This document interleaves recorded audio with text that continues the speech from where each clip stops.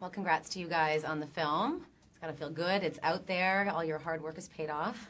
I understand in preparing for the roles, you were put through a boot camp to research as much as you could and then forget everything.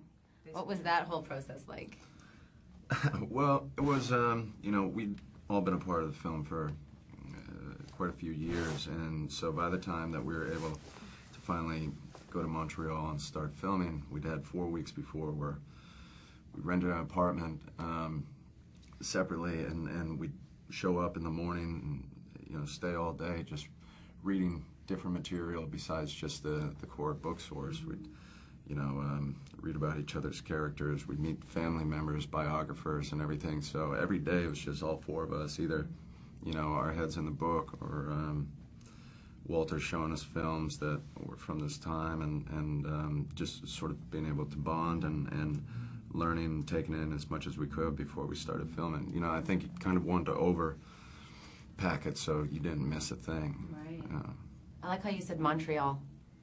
We say Montreal. How do you say it? How do you say it? Montreal. Oh, funny, I know. Montreal. Montreal. That's so weird. Yeah, we're weird Americans. Well, if you want to sound Canadian, Montreal. Montreal. Look at that. Montreal. Yeah. Montreal, yes. Montreal.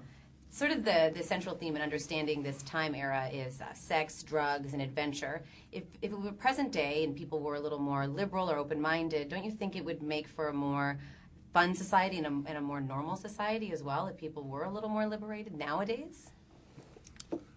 Well, I think it's, well,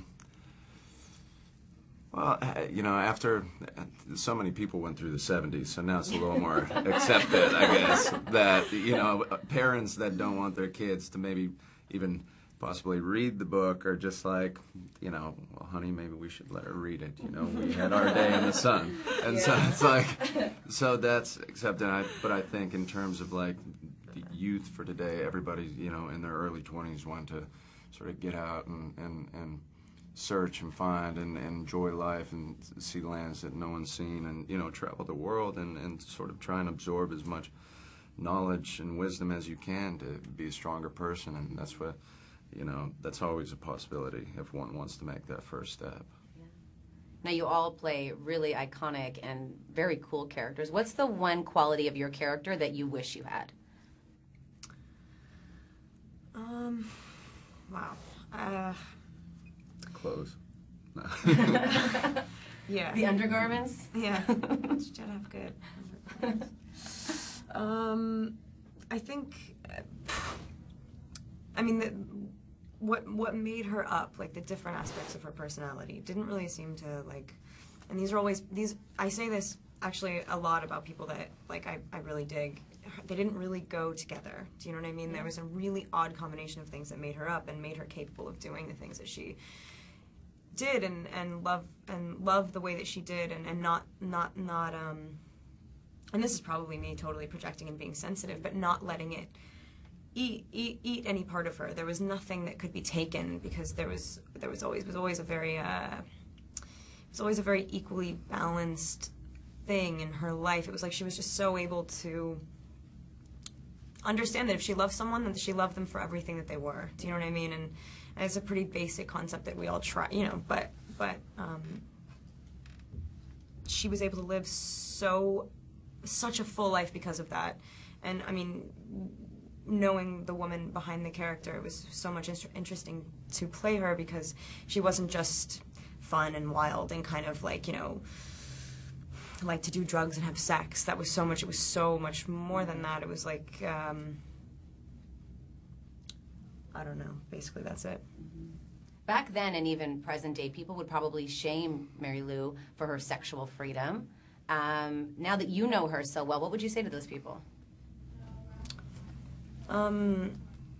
She really, that's what, I don't know.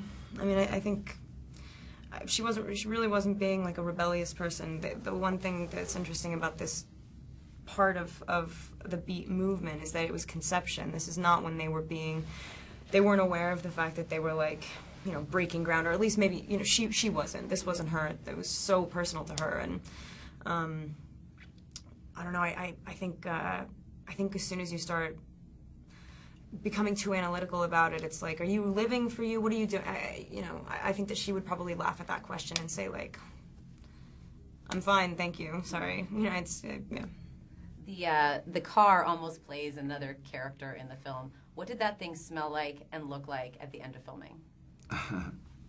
It was always a big thing for Walter. He always got mad when any of the crew members would wash the car because he wanted it to look as dirty as it could to, be the evidence of long, sort of wild journeys, through the night.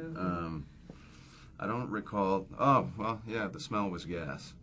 Yes, it was. The gas tank on this was in the trunk of the car, and so when they were filling it up, if anybody spilled a little on top, it was a pleasant gift. But the car was, amazing. It's a wonderful car. For sure. Well, congrats to you guys on the film. Thanks. What happened to your finger?